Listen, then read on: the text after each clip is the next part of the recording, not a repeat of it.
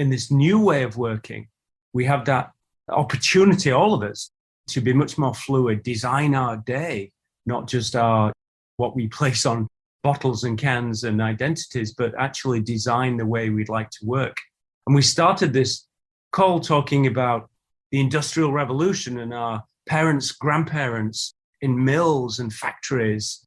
And now what those mills and factories will look like will be far more fluid, as you say, co-creating together and delivering, importantly, great work that brands need more than any other time in history. They need to stand out, but also giving opportunities to people who are not in the most expensive cities, zip codes. Let's embrace that and put together teams that just can all come together and create amazing work for progressive and great brands. Welcome to the Unlearn podcast, where host Barry O'Reilly seeks to synthesize the superpowers of extraordinary individuals to think big, start small, and learn fast. Here's your host, Barry O'Reilly. Welcome to the Unlearn podcast. On this show, I'm delighted to be joined by James Sommerville. Now, James' story is anything but straightforward and conventional. In fact, it started for him as a pavement artist, unemployed in the north of England. But then he was the lucky recipient of the Prince's Trust charity, which helped him start his journey into entrepreneurship. He co-founded ATTIK, a design agency, in the attic of his friend's room. They went on to inspire thousands of designers across the world. And eventually, Coca-Cola came knocking.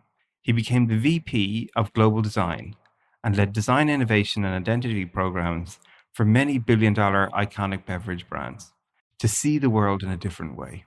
And now, he's doing something even more different, creating KnownUnknown, the world's first decentralized design community. It's a fascinating story, and he's so many great nuggets to share. So before we dive into what he's doing today, let's take a look at how it got started for James. As a young, I wouldn't even call myself a creative at that point, a teenager, a little bit lost, not really that academic at school, but I could sketch, I could draw. But also I think that the town that I grew up in, you mentioned I'm a northern lad, I'm from Huddersfield in Yorkshire.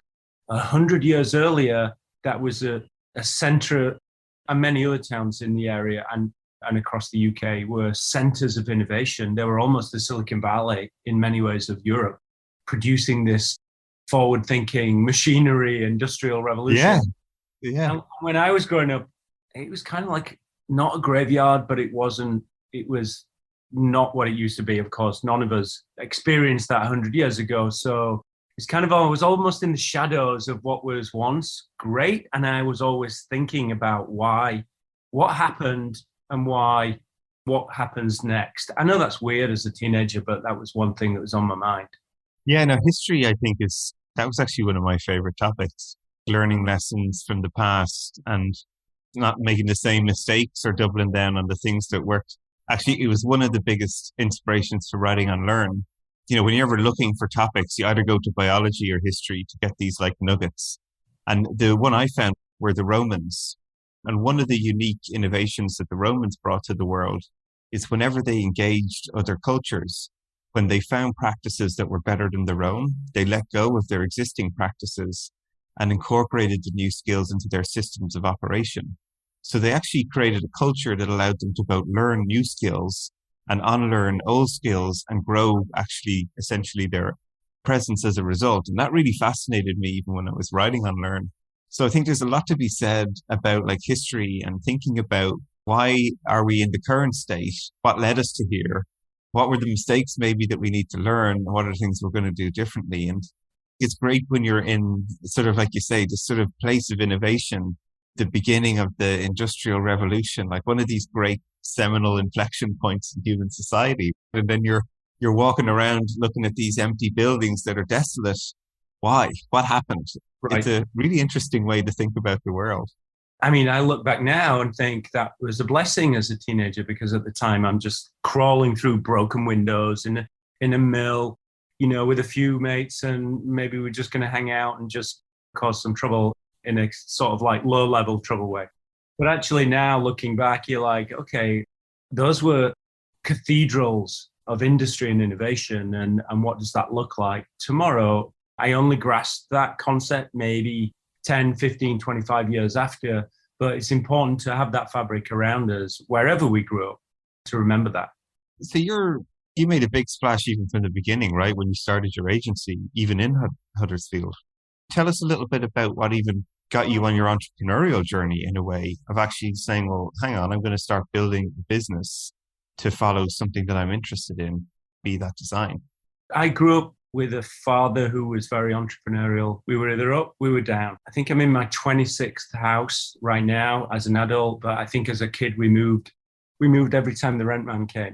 And when things were good, but and then we turn a corner. So there was something about that constant change that kind of fueled me. But when I saw my parents being really in control, to the extent that they could be in control as 1970s, 60s, 70s, 80s entrepreneurs, but just having that sort of like ability to be able to make decisions, I kind of was fueled by that as well. And, I started my unprofessional career as a street artist, chalking on streets during art college.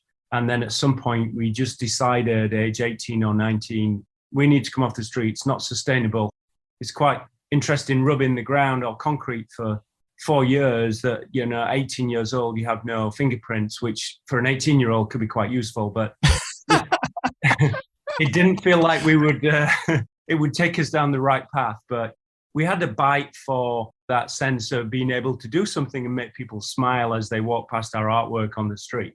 Yeah, no, it's like one of the most special things. They're like little gifts.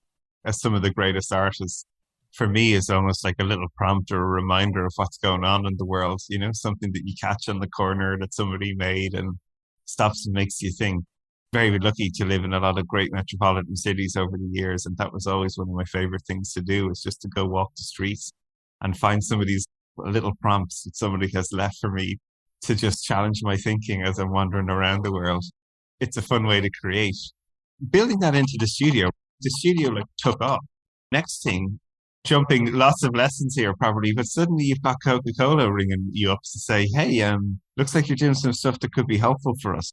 Talk us about how you go from losing your fingerprints because you're out there in the middle of the night making things that maybe shouldn't be all over the world to an agency, and then probably one of the greatest brands on the planet tap you on the shoulder and say, come and help us. Well, I think the call from Coke was interesting because we weren't expecting it.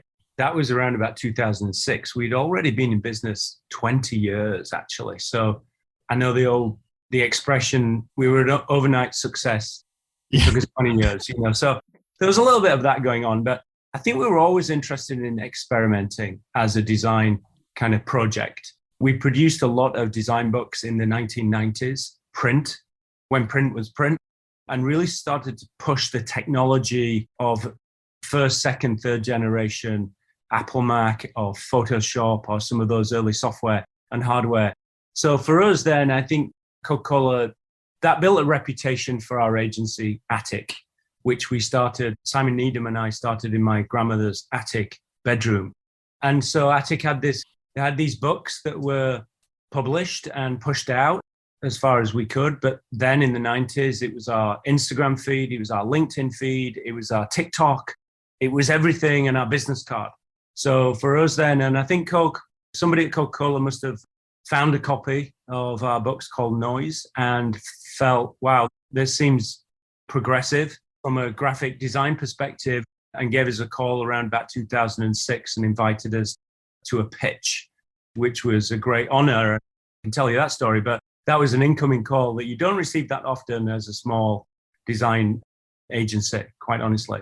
The lesson I keep hearing in these stories is putting yourself out there, putting your signal into the world. So maybe at that time, the format was to print it, push it out there, as you say. Today, the formats have changed, more digital based, right? So whatever they are, your Instagram, your TikToks, whatever. But there's something to be said about that.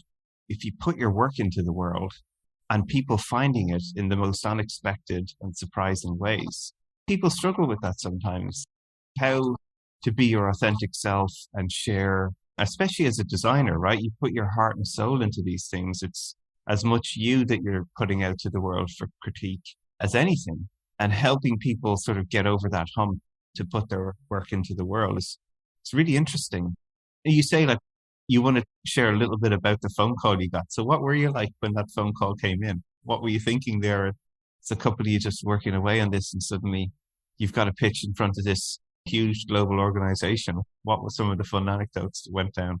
Well, actually, the incoming call, I was on holiday and my wife said, don't bring your phone to the beach. This is a holiday. So I was like, okay, that's cool. But I actually snuck it. Snuck it in. This is how old it was. It was a BlackBerry. All right. So it was powered for 6 weeks on one charge. So it was fine. And at one point, maybe she went for a swim or somewhere and I could hear it buzzing. So I'm like, okay, I'll just have a quick peek. And it was a gentleman at Coke who was just like, hey, James, ATTIK, hello. We're looking for an agency who would like to help us define the visual language for Coca-Cola and football towards the end of 2006. So the World Cup had just finishing in Germany, 2006. And Coke were already thinking about the next Euros, the next World Cup, and were reaching out to shops that might be interested in participating in a pitch. So, of course, I took the call, so to speak. But the way it came around, maybe, who knows, I would have read the email later. And we were on our fourth iteration of our work before we felt we landed it. And we did win the pitch, so that was a great accomplishment. But working for a brand like Coca-Cola, when you're a creative, we think we know these brands. We do, because they've been in our lives, all our lives. So as a designer, and we know a brand like Coca-Cola, let's just do our thing, put our fingerprint on it. But I soon learned that at a brand like that, it's not designing your way, it's designing the Coca-Cola way. So there's a big lesson there for all designers when they're working with great brands, iconic brands, is not to put too much of yourself in, put enough in that makes it special and interesting, but remember that they're rooted in the familiar, and that's what consumers also want as well. So early lessons working for a great brand like Coke. So one of my favorite things about great innovation is working within constraints. And I feel like there's similarly what you're sort of alluding to here is that there are some design constraints that force you, that you have to play within some sort of boundary and yet express yourself in a unique and different way. What's your process to sort of work that problem? Because one of my most favorite pieces of your work, so the listeners who will see a photo later, is that you created this beautiful use of the Coke word, but it says love. And when you look at the can, you think you read Coke, but it says love. It's literally, I love it. How did you sort of work your way within those constraints to actually create something like really unique, but yet still resonant, where anyone who has ever seen it will be like, oh, I know exactly what that is? Yeah. When you use the Spencerian Coca-Cola script to spell another word, which incidentally had never been used by the company. Sure, we could all buy a t-shirt and you can see the Coke script, but as a piece of communication or marketing, or in this case, packaging. So we worked on the type, of course, we had to craft it the same delicate use of as if it was the original Coca-Cola script. So we had to respect that form. And then there was a second or third or fourth, but, actually pushing this past our legal team, the lawyers, the people who are in charge of IP, that in itself was a creative challenge. And our pitch was the word love in the Coca-Cola script. So the word love is part of maybe the DNA of a brand like Coca-Cola. Sure, happiness and positivity, but if you peel those away, humanity and love, so even in 100 years, that word would still be relevant to the brand. It's not a fashion word for the next 2 years or the next 5 years. It's thousands of years old. So we pull them over to our way of thinking, both strategically from a brand narrative, if you want to call it that, a narrative perspective, part of the purpose of the brand, but then executionally crafting that reference to love. And then, as you say, as it's then on a can, our minds just see the script and the red, and the rest we fill in the detail. within seconds. So we know it's a Coke can. We're not reading Coke at that point. We're just kind of playing back patterns in our mind, and we know it's Coca-Cola. So it was a great project to work on, and very fast between the sketch, the legal approval, the crafting, and then it was in the market. It was in market, in the consumer's hand within 11 days, which was very different to the way a giant organization like Coke normally operated to put product in market. That in itself is fascinating. So much of product development in my world is this notion of iteration, shipping it and getting it into people's hands, getting feedback and improving it. Some of the risk even of what you're proposing is like, it's not like this just goes on one can to the corner store and one person sees it. This thing goes onto millions of cans that people are going to open the next day. How do you manage that? Because that's a huge risk sometimes that people will feel like they're taking when they launch to millions of people. What gave you the confidence to say, you know what, this is something unique, that gave you high conviction to back that design and get it live in 11 days? That's not a lot of processing time for many people. And to get people on board with an idea to say, yeah, let's commit to this, let's have conviction for it. What gave you the confidence to advocate for it and get people on board with something like this? Because that's hard. Being an outsider coming into a corporate. So when we launched ATTIK at age 19, Simon and I wanted to think big, look big, act big. You know, we were naive, young, and on that first journey. And I thought, when I arrived at Coca-Cola, what could I do that this great brand has never done before in 125 years or so when I arrived? And I flicked the switch. I said, we're going to think small, act small, move like a small startup. One of the things I'm most proud of bringing to the Coca-Cola design and innovation team was less about the things that appear on packaging and product and billboard. And we talk about the what's and the how's. It's how we did it, how we changed the way we work. To be this small outsider coming from the north of England, actually, you can bring so much to a large organization in a more entrepreneurial kind of startup kind of mindset.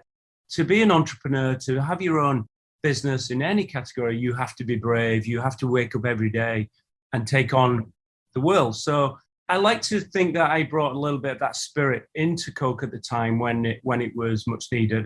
And that particular piece of packaging and many others, we managed to turn into a successful, memorable piece that will show that a brand like Coke is still progressing, still innovating. And I think it was our responsibility to do that while we were there. Yeah, no, I love it. One of the mantras of the book of Unlearn is think big, but start small so you can learn fast what works and what doesn't. And I just love when people also think about the innovation about how we work and the way teams work can have such a profound effect to get some of these outcomes, right? And it's interesting as just an observer even of that brand, it's nice to see these little innovations that continue to pop out of the company, right? That keep sort of happening. And they started to personalize people's names on the cans. Little things that feel like they're small, but they've such profound effects. And it keeps a brand like that alive, keeps people interested, but stays true to what it's about. So yeah, it's fascinating to hear that. I think so. I think on that, people would, in the last decade or 15 years, have talked a lot about design thinking. And thanks to great agencies like IDEO and other people who have wrote the book on that in the modern day. I would say that Coca-Cola has been design thinking since 1886. Maybe it wasn't sort of crystallized and documented in a process, but this idea of constant innovation, if you look back over large organizations like that today, in different fields of food and beverage and technology and transportation, there are moments in their history where they're constantly driving innovation. They may be seen today as kind of older school, but their track record of innovation is inspiring. And I always look back to fuel our thinking, looking forward, to not forget that innovation from the past as well, not to repeat it and go down memory lane, but to use that as a kind of this is how we all arrived here. This is why we're all here. Now, what do we need to do while this brand is in our hands to set things forward for the next generation who will follow us? Yeah, no, I love it. So you're here we are now yourself in your next iteration again. I think the first time we'd met, you were right in the midst of creating KnownUnknown, which is this idea of creating a whole platform. And tell people a little bit about way that you wanted to redefine or create this new creative economy? Because for me, I think this is going to be one of the most exciting shifts in terms of ownership, especially for creators of their content, how they can share it, how they can monetize it, how they can actually really be recognized for their work, especially in the Web3 world that we're, on the precipice of. So tell us a little bit about what inspired you to get back then to say you'd been in Coke, you wanted to found again. What were the triggers that were going off in your mind to say, it's time for me to get back and do something different here? Well, I think I was at Coca-Cola in 2018, had sort of crossed the 5-year line and things were great. But I was seeing, it's interesting being on the client side of a table and seeing agencies. After I'd been pitching for 25 years as an agency, business development, I was all of a sudden on the client side. So I was studying the agency model. I was realizing then that we had an opportunity. We wanted to share it between 3 agencies, no names mentioned, but there was a resistance. And I'm like, wow, when the brand is thinking more creatively than the creative agency, that's one potential problem for great output. But 2, what a massive opportunity to rethink how that traditional classic, amazing agency model and structure works. Why do they not want to collaborate?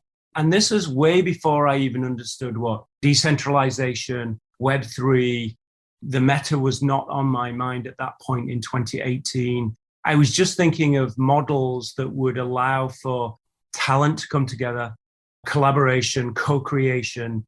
And so that's when I decided to move on from my time at Coca-Cola to think about that potential new model that really didn't seem to be, everybody talks about what's the problem you're trying to fix. Well, it didn't seem to be there at that point. So it was a light bulb moment for me thinking, I want to step back out and see if I could explore something that felt relatively new, no playbook.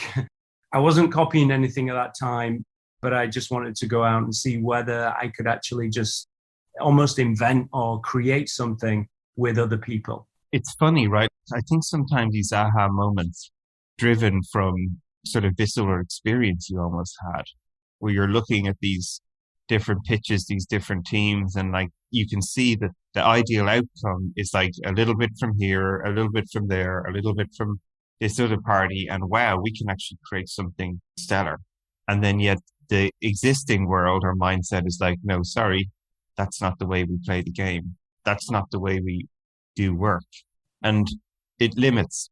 And what I keep finding now, and this is what's really passionate for me, is that you're describing this in the context of a business, talking to other agencies to create a product, whatever it might be. I think we're in a world now where the notion of company starts to fade away. It's like projects that people want to work on and contribute to. And the notion of that you work for one company or one agency starts to disappear because people want to work on things that they're passionate about, multiple things that they're passionate about. So can you start to create constructs where if you're clear on what the mission is, the purpose of what you're trying to create, and you can draw people in to contribute to that in a fractal or small way, or the hours that they have available, be it 5 hours, 10 hours, 6 hours, and they're rewarded for those contributions that they make towards that project. I get the essence that for me, that's what the whole Web3 world is about. And we can digitize all of that because you can codify what the purpose of the project is in a smart contract or a DAO, decentralized organization. And then you can tell people these are the activities that need to happen to bring this product or project to life. And individuals can sign up to contribute to these pieces and contribute to earn, play to earn. All of the power here where you suddenly now have a global community that can rally around something they're passionate about, commit to it, contribute to it, and own a piece of what they're creating instantly. That pattern is mind-blowing. And for many people about how they can actually take part in that system. You don't have to have a work for one company and be stuck there for what opportunities. Every little minor detail you contribute, you can be recognized and rewarded, be that in a coin or a token or a share, but equity, ownership in the thing. So if you're contributing to it and it takes off, the people who did the work are rewarded. It's not just the executive team that are paid out That's a huge inspiration for us at Nobody Studios, like creating that system to foster real collaboration, real contribution from all over the world. And it was one of the things that resonated straight away when you started to describe Known Unknown to me. So tell us a little bit more of the focus of that sort of mission, if you will, and how you sort of brought in this community of designers who care about that mission to create something way more together than any individual would be creating on their own. Yeah, no, and the name Known Unknown, let's start there. The purpose for me was, and I did this at Coke, I did this at ATTIK. What about the unknowns out there? What about that talent that's working right now in a bedroom, in a coffee shop, in a dorm somewhere, or in the park? How can we give the, quote, unknown talent an opportunity to work on known brands, known projects, known identities, and create a stage for this talent and shine a light on that talent in order for them to grow individually, maybe financially, but beyond that, the opportunity to collaborate with them, for them to network with new teams. So Known Unknown at the heart of it was to really kind of put these two opposites together, put the Coca-Cola or the Ford Motor Company or the Kellogg's with a young or seasoned typographer working from his or her bedroom. And they would have never had the opportunity to engage with such a giant organization. Too many layers, too many agencies, too much red tape, insurance, whatever it may be, contractual, not an approved vendor and all this kind of. So how do we overcome and bring down those barriers? And as you say, in this new way of working, we have that opportunity, all of us, to be much more fluid, design our day, not just what we place on bottles and cans and identities, but actually design the way we'd like to work. And we started this call talking about the Industrial Revolution and our parents, grandparents in mills and factories. And now, if we jump forward into the next generation, not the past generation, what those mills and factories will look like will be far more fluid, as you say, co-creating together and delivering, importantly, great work that brands need more than any other time in history. They need to stand out, but also giving opportunities to people who are not in the most expensive cities, zip codes, agencies. They could be working and living on a farm at the seaside, by a lake. That's all fine. Let's embrace that and put together teams that just can all come together and create amazing work for progressive and great brands. Yeah, no, it's fascinating. These models sort of have existed in different forms, I think, through the years. Like the open source movement is a great example of that. People are working on projects where someone is leading that project. Some of these projects turn into great brands. They turn into great businesses. But there's lots of talent all over the world contributing to them. And it doesn't matter where they are, who they are, their level. There's offered work to be done. Can it be done to a high quality? If people love it, great, get it done. And rewarded for that, recognition for that. Engineers love to say that they worked on a no-code or MongoDB or a product that now everyone in the world uses. They like to say, yeah, I helped build that. You see more and more of this. As you say, I think more, and keep seeing this pattern again and again, is that nobody wants to work for just one company. They want to go after intellectual curiosity, projects that excite them.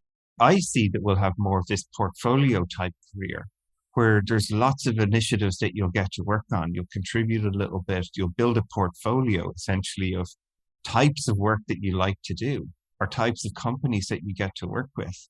And for me, it sort of breaks up this model of like in the factory for 40 hours a week working on one thing. I think you're going to have people being part of 10, 15 side hustles that they actually can create income streams and revenue from that allows them to go after their creative pursuits. And really, you just need a way to connect that talent to interesting missions, whether it's a Coke mission, whether it's a Ford mission, whether it's a small project. Nobody Studios, that's our whole point, is that people know we're building 100 companies in the next 5 years. There's no way we can do it on our own. So let's tell the world what are the type of missions and products that we're trying to build, and then let that talent come and contribute to building those companies and own a piece of those companies. That is a really powerful way for people to be entrepreneurial, to explore new ideas, and the talent that we can then attract. It's sort of undefeatable, because if you're an owner or own a small part in the studio, where are you going to bring your ideas? Are you going to bring them to the studio to keep working on them in there and keep creating with a great group of people? And to me, that's like a fascinating shift in the way we work, the innovation of how we work. It's not just one company anymore. It's all these initiatives that excite you, that light you up, the future you believe in and want to see in the world, and you can go build it. For me, that's the most fascinating part, I think, of what we're looking at ahead. I agree. And if we look at the world at large and how we've worked over the last 20, 30 years, certainly in my career, things have naturally held us all back. Technology has been the one thing that's taken all our lives. But, when you think about, well, you need job security. Oh, I need a mortgage. I need to pay for the car. All those material things require, well, are you employed? What's your income? Those have been almost barriers to gaining those things in life, that as we grow into adults and families, that we need those things around us. The shift will be when maybe some of those major expenses, household expenses, we're allowed to still access them, but in a more fluid, dynamic, work on 15 projects, not be employed by one company. And I'm looking forward to when that actually starts to seep back into kind of mainstream society in that sense. That means we don't have to be necessarily. Now, some people do want to stay with one organization, and we've all done that. I've done that. And that's highly credible, and that's okay too. I think what we're saying is there can be options in the future on how we work. We're not looking for a full pendulum swing that everybody, but it does provide this playing field for people to also like to go from project to project. I just went to the movies early this evening with my son to watch Doctor Strange, and the movie's great. But we stayed all the way to the end, and I watched the entire credits all the way up. There must have been 1,000 or more people. And I pick out a name as it's going up, and I wonder, what else is she working on? Whether it's visual effects, she's part of the insurance team, the catering team, the legal team, everybody's in there. And I just kind of, in my own mind, think, what is he or she? What other movie are they working on? I bet they're working on more than one movie. And I actually think that's really exciting for those guys as individuals, but as a way of working tomorrow across any industry. It's a nice little anecdote to challenge our thinking. Looking forward now, you're starting to explore how to, you've been working on KnownUnknown now for the last couple of years. You're starting to iterate it, I'm sure. And what are some of the breakthroughs or the shifts in your thinking that you're starting to experience from when you sort of envisaged this vision and now you're getting into the reality of bringing it to life? What are some of the fun things that you're working out at the moment? A marketeer, a creative. I love brands. Storytelling is at the heart of everything most of us have done since we were kids, but really storytelling in a sort of brand communication sense. I'm really excited by how brands will look to tell their stories in this new world. Now we're seeing the surge of NFTs, and people are tiptoeing into this and maybe some meta experiments. I'm really excited in the next decade, one, to be a designer, two, for the next generation of designers that are coming through school, that they have a great opportunity to shine, but also for brands and how they will show up in this new world. Now, we all know that there's an ice cold Coca-Cola, if we keep going back to that, as an organization that we can physically touch. We get a sensation from that. We pour it, we hear it, we see the fizz, and we taste it. Okay, that's great. We know that. But how can that same experience show up in a future state where maybe not actually there physically, but we have to take the same story, the same narrative, the same experience away? I think that's a fantastic creative brief that many, many thousands of people are thinking and working on right now. But that just shows that the next decade is going to be the creators on the planet. And I don't mean necessarily influencers, could be, but more those people who are thinking creatively about how we can all show up, how brands can show up.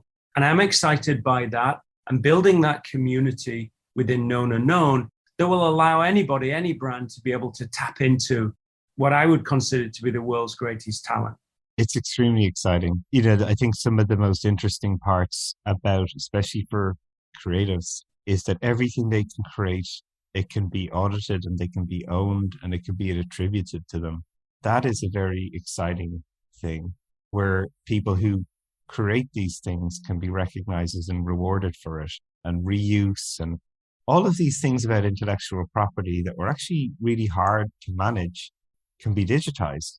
And that is going to be really, really fascinating, I think, for me, is to see people who really, really do the building are going to be rewarded and recognized for that. And I'm looking forward to that, just to see the explosion then of where people can really connect with individuals to build something amazing for huge brands that they may never have had the opportunity before, because their work can be recognized and traced back to some individual who might live in a lake, India, and has played Minecraft for most of her life and then started sketching and drawing these things. And then suddenly it can be pulled from that sort of global world and just elevated by some amazing brand that more people know and recognize for it. Like, that is a very, very exciting moment, I think, for many people. And I think it will only inspire more people to start creating, to start building, to start contributing to the future that's ahead of us. And the old interview back in our day was, well, what experience do you have? It's like, I would say, what experience do you not have that would bring something new into this category? So I'm not from the world of fashion design. I have a very different design channel. But if I was in a room with people who really understood fashion, how to stitch, how to create, how to cut cloth, or really what a garment, I would love to be in a room with 5-6 people who understand that category more than me. That doesn't mean to say I'm not allowed in that conversation and I know nothing about fashion design.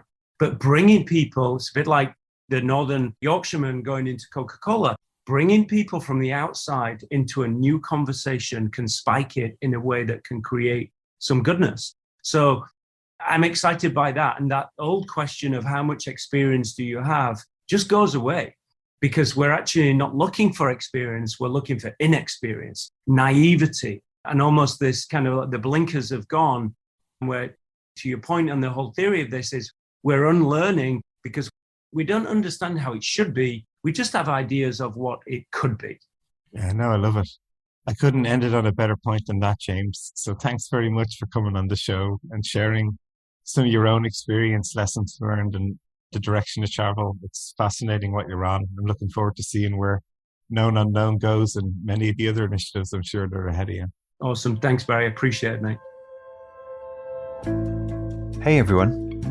I hope you enjoyed that show, but I'm even more delighted to share the exciting news.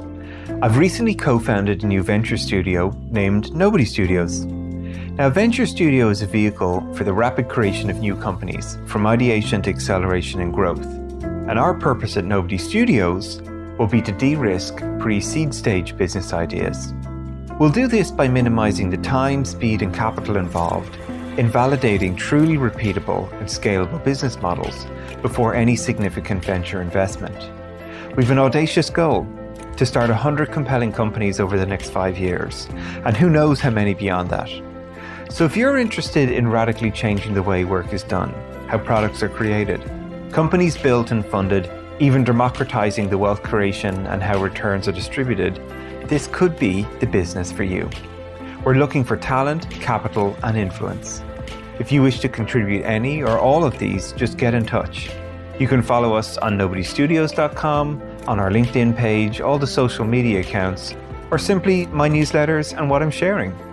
We'll be launching a truly innovative crowdfunding campaign, and I'd be honored if you'd be willing to join us on this journey and become a Nobody